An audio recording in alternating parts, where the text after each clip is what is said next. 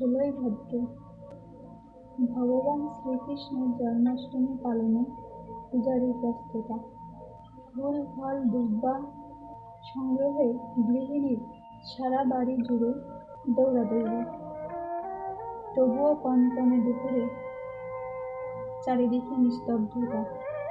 নেই পাখির কলরব, নেই বাতাসের শাঁসা শব্দ, শুধু গ্রামময় ছড়িয়ে পড়ে পিঠাপুলির গন্ধ, যেন আকাশকেও জানিয়ে দেয় আজই এ শুভক্ষণে কোনো নতুন আগমন আসন্ন। ঠিক সেই মুহূর্তে এক নারীর বুক ফাটা প্রসব যন্ত্রণা ছিন্ন করে দেয় নিস্তব্ধতা।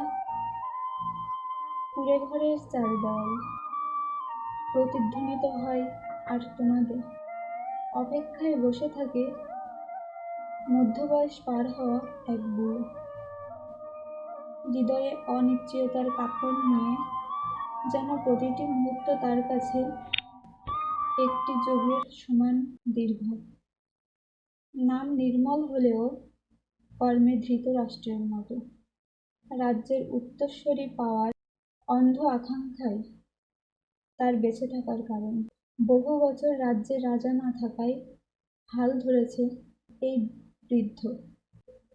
বেলা গড়িয়ে যায়, অস্থিরতায় বুড়ো রাজা ভুলে যায় স্রষ্টার জন্মদিনে সৃষ্টির পদতলে পুষ্প নিবেদনে।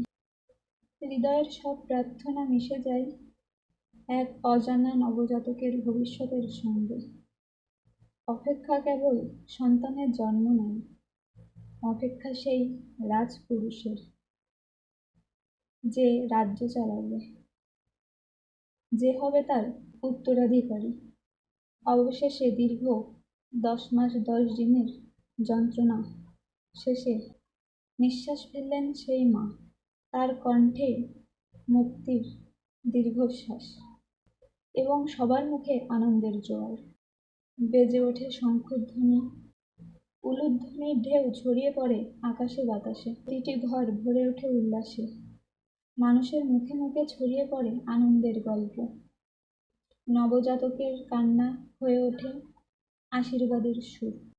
ভাদ্র মাসের সেই নিস্তব্ধ দুপুরে শুভক্ষণে শূন্য রাজা পেল রাজা, আর মা পেল পুত্র সন্তান।